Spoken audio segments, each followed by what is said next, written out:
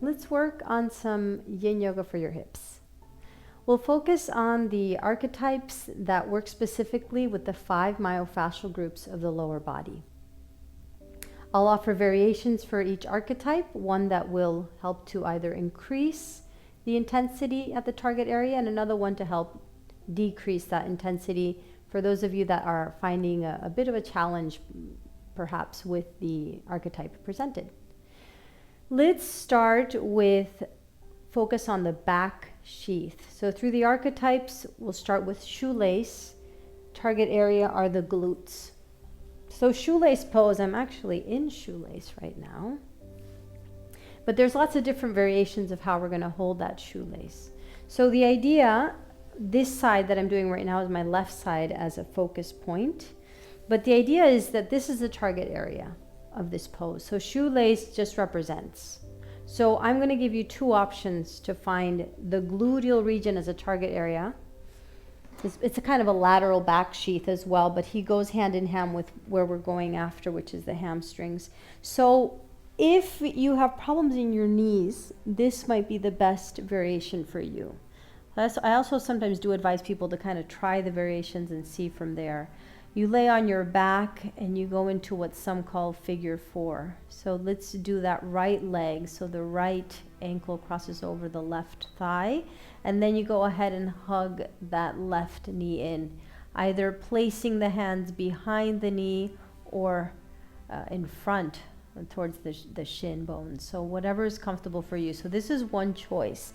The other one I'm going to give will actually be with that same right leg as the target area, but you're going to come into shoelace seated and into what we call a loose shoelace. So while you're seated, that left ankle goes underneath the right leg and that right ankle goes towards the left knee. And then from here, you fold forward. For those of you that are quite bendy, then you can bring that ankle over the left knee. Make sure that you're not falling to the side. If you're falling to the side, your body's telling you it would rather do this, lay on your back. So find that between those 2 variations, what works best for you. And since our exploration is to work through the archetypes, work through the myofascial sheaths, we're not going to hold too long in the poses. We'll be about 2 minutes in each pose. A reminder again, you're not here to copy my poses. You're here to find which variation works best for you. The world of variations is also endless. You could move your torso. For those of you that are in the forward bend, if you're laying on your back, you can move your legs from one side to another as well.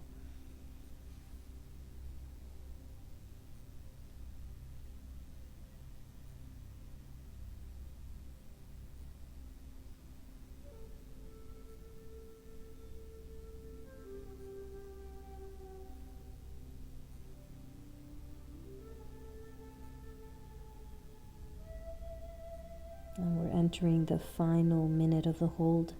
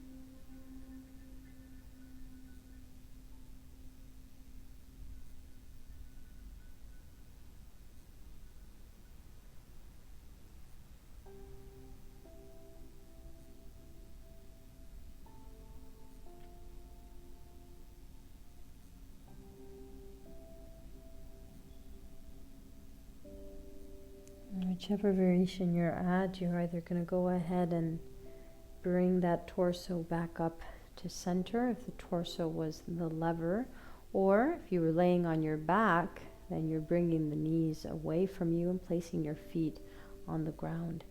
And the rebound pose can be slightly different as well. If I was seated, maybe I'm just going to bring those legs again straight in front of me and just lean into my arms for a moment, kind of feeling the difference between what the right leg and the left leg feels. If I'm figure 4, you may just lay on your back and from there take your rebound.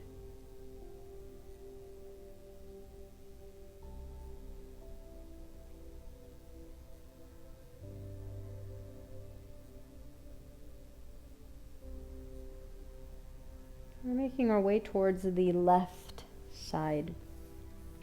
So if you were in this shoelace variation seated, your right ankle goes underneath your left knee, and then your left heel is going to walk in either in front. This is also less external rotation, so this for a lot of people really makes a difference. Or I want more external rotation, so I'm going to place that ankle over.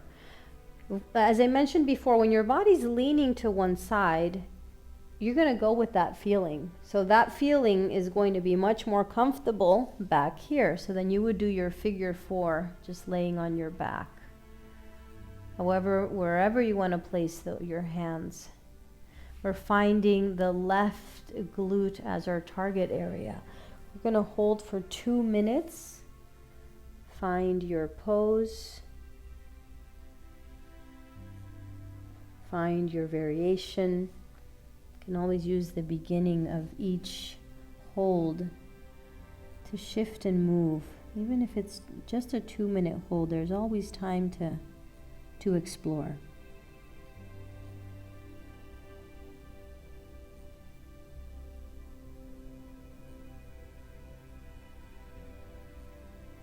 As with each pose that we shift into, each shape that we hold,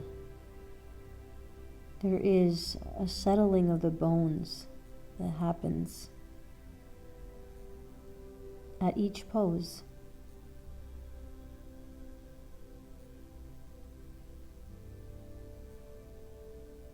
Props are always welcome, even if right now I'm not placing them in use.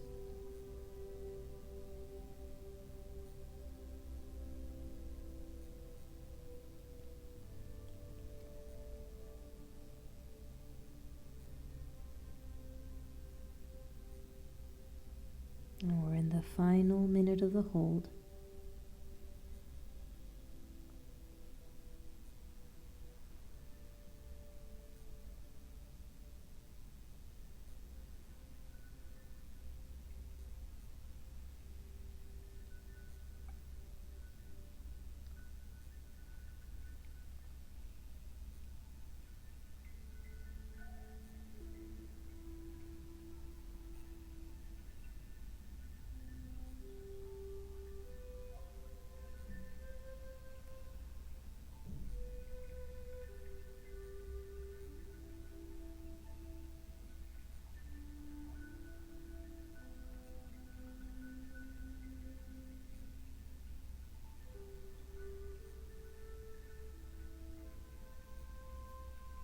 And you can find your rebound, either reclined back into your arms or laying all the way back.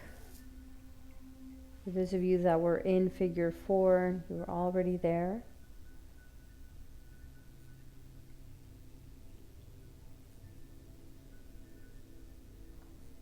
Noting how the settling into our bones changes slightly with if it's a rebound or while it's in a pose.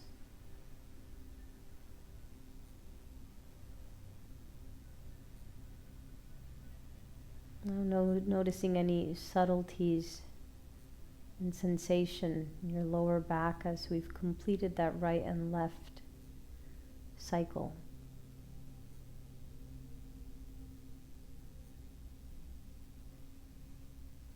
We're continuing the back sheath.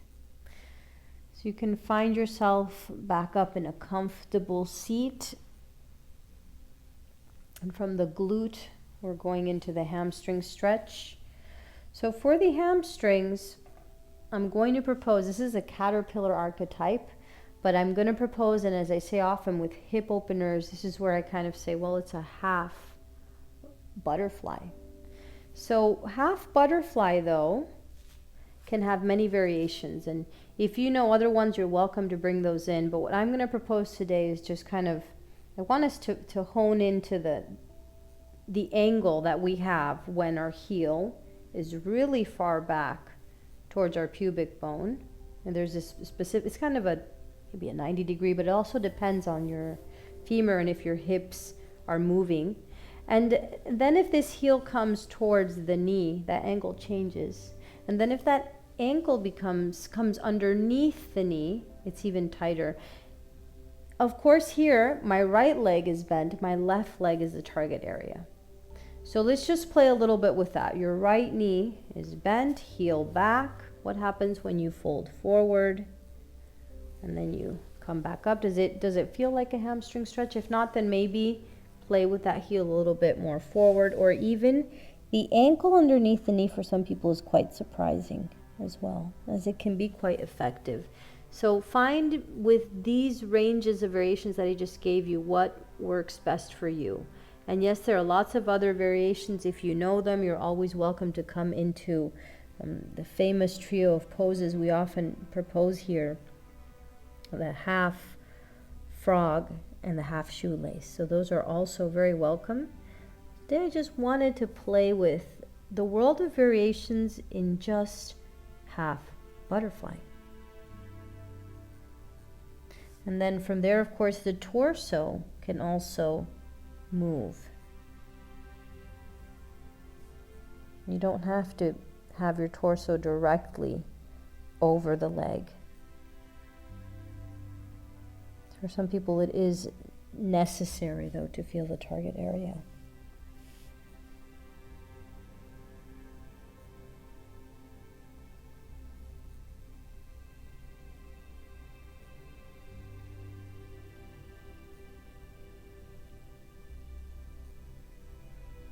And we're going into the final minute of the hold.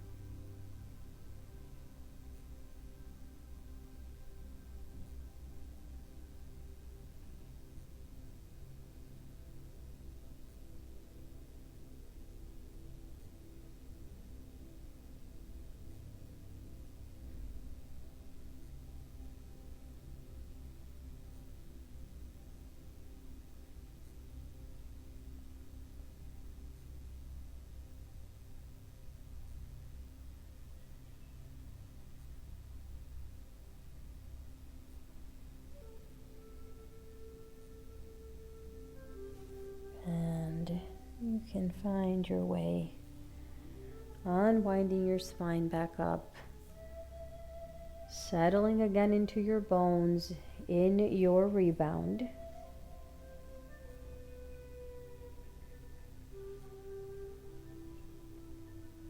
Between right and left side, I will hold shorter rebounds. Let's go ahead and find our way towards the other side. So this time the left leg, we're adventuring into something as simple as, well, what are this world of variations in just half butterfly? There's so many of them. So from the heel back towards the pubic bone, how does that feel when you fold forward? Even with the angle of is the heel right in line with your hip, or is it a little bit far out? And how all of this can also vary from one person to another, and what is effective to feel the hamstrings. And so then from there, my heel, is it in line with my knee? Does that change something? Or is it underneath my knee? And so all of this, then from the freedom of the torso, the position of your hands and your arms, you're exploring where you need your body to settle into today. what those bones need in order to find the target area. And also noting that sometimes the target area may not be the type of sensation that we're looking for, as in a very extreme sensation. It's a subtle stretching, stimulation, creation of tension in that area. Tension, we use that term a lot biomechanically speaking. So maybe you don't notice a huge stretch, or maybe you notice it more in your spine, which could be the case of some people, especially with this form of half butterfly that we're playing in.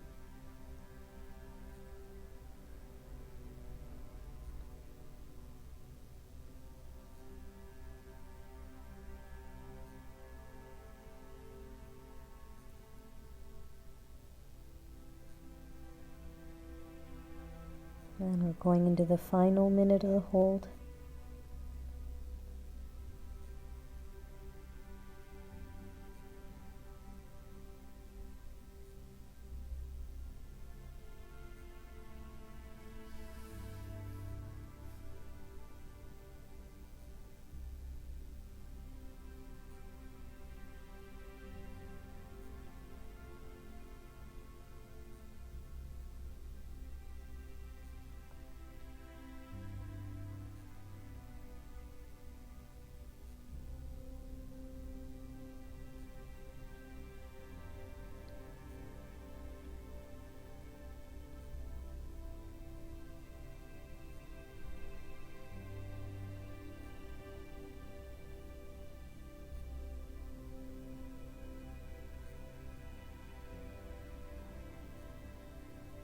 And you can unwind your spine back up.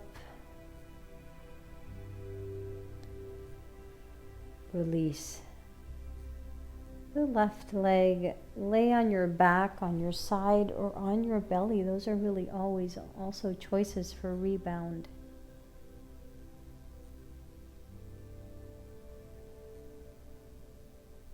Feeling into the back sheath of the right and the left leg.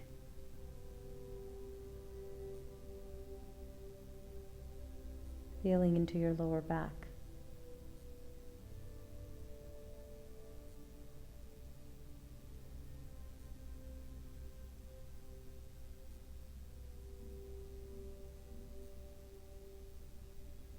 And from the back sheath, we're making our way towards the front sheath. Archetypally speaking, we would be talking about saddle pose, but we're going to play in dragon today. So for dragon, you're going to come onto your hands and knees. The target area of saddle is quadricep, maybe also hip flexor. So this depends on everybody where they're going to feel it a little bit more. And dragon has same proposition of a target area. It's asymmetrical, so it's more accessible for more people. So I'm going to step my left leg forward. And don't worry about the knee of that left leg being right in line with your heel. You can actually have we call this a short step dragon when the knee goes over. Some people have that availability, skeletally speaking, so that's possible. If that's uncomfortable for your ankle, then don't do that. But you can find the variation that you need here to feel the stretch in that back leg. This is our target area. We're holding in this dragon for 2 minutes, and this is kind of a standard dragon, but I always talk about how dragon has a million faces. So we could play with walking to one side. We can play with, for those that it's available, dragon wings, so I'm holding that heel. And then I can also just play with lifting my torso up a little bit more to help kind of also find more in that target area. So the variation of bringing your elbows on the ground, infinite possibilities in dragon. This could be possible, but a lot of you will notice that it lessens the extension of the torso adds, because I'm folding forward with my torso. So my leg is still doing quite the same thing, but my torso here, myofascially speaking, is going to add to that. So you can find from what your torso needs to do, whatever you need in this dragon to really help you find that target area. You're not here to copy me, you're here to find your pose. So don't worry about what I'm doing, and bring your attention to your sensations. If the breath ever feels constricted, come back to your natural breath. And sometimes we just need to choose comfort as well in the pose. When the breath is constricted, that's when you'll backtrack and just look for the simplest version of the pose.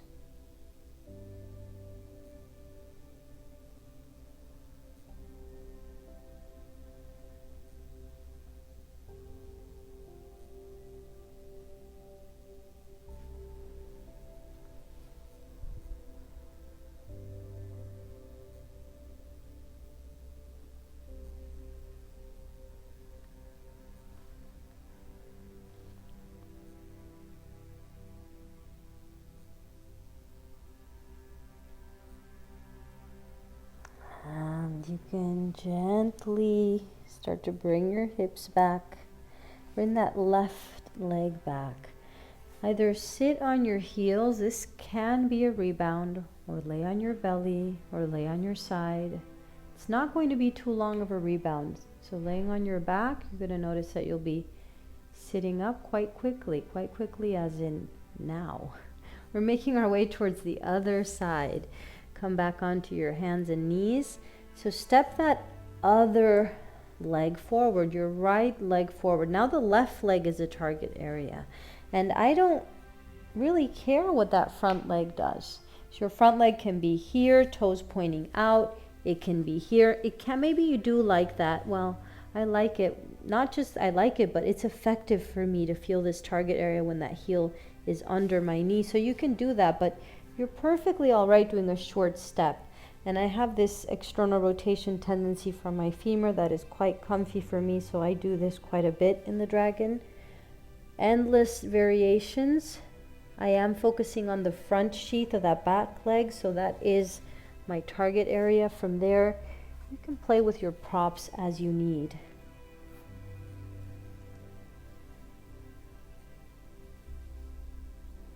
Notice the sensations in a yin yoga class are never fully yin. There's always an interplay of these two energies.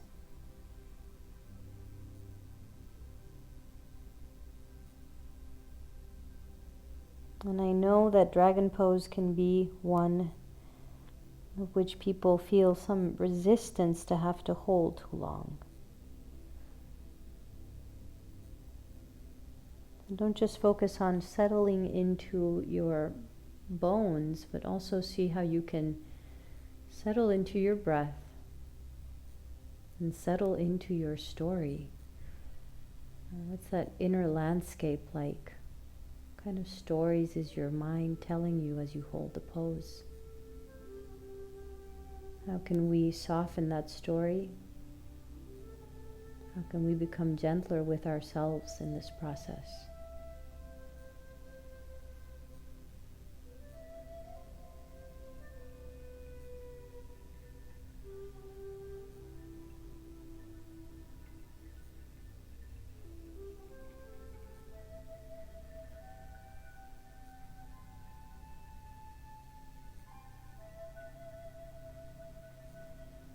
Final few moments holding in dragon.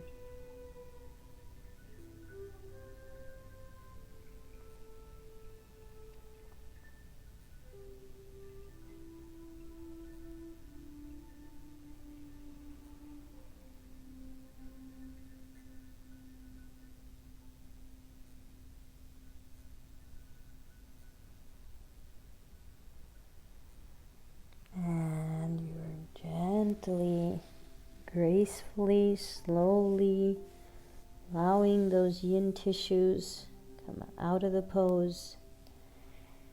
Take your rebound, either laying on your belly or sitting back onto your heels. So we've completed that right-left cycle.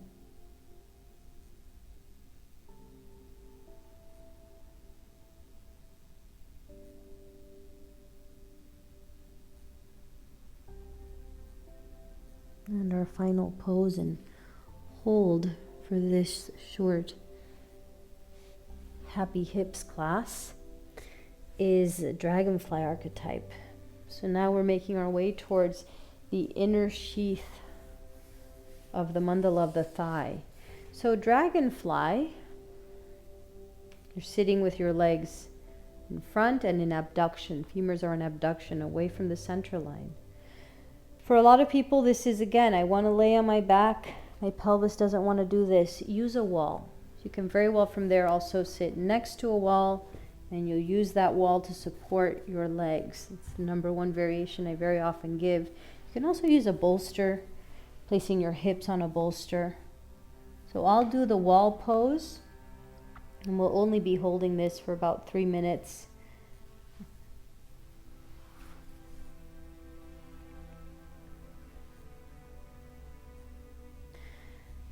If the target area is this inside of your thighs, the expression of what your feet and your knees are doing, especially in the case of when you're laying on your back, it's not so important. So you could do kind of a frog version as well. So that's just bending your knees. You want to make sure that you're feeling the stress here, but not any type of pain on the inside of the knees. So that's where that variation could very often come in handy.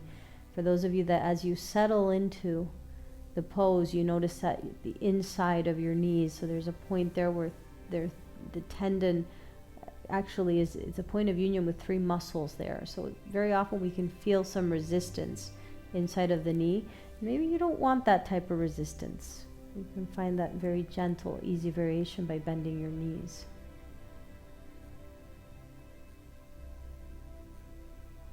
Settling into your bones.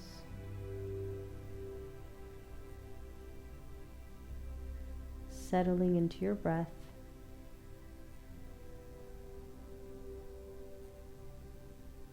And settling into your story.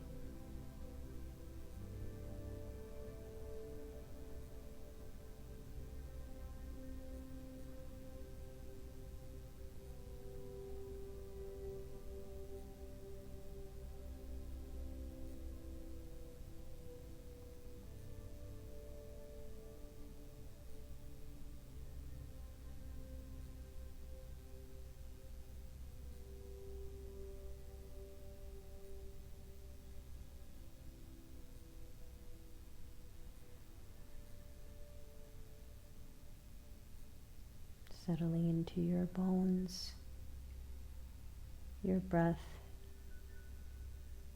and your inner story.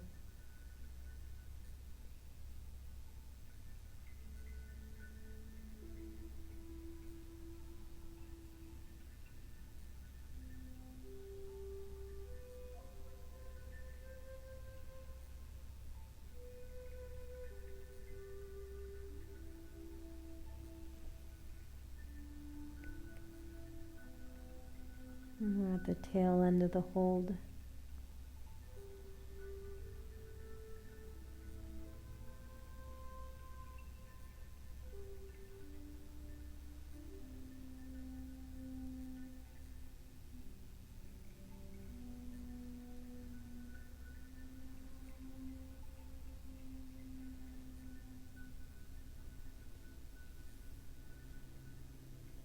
And you can find your way into a rebound pose. It's not a very long hold, but you may feel that you need to help with your hands, especially if your legs were straight for that whole time, bringing them together with your arms, laying on one side. Pick your final rebound. Lay on your belly, on your back, or on your side. And you can hold in your Shavasana for as long as you need.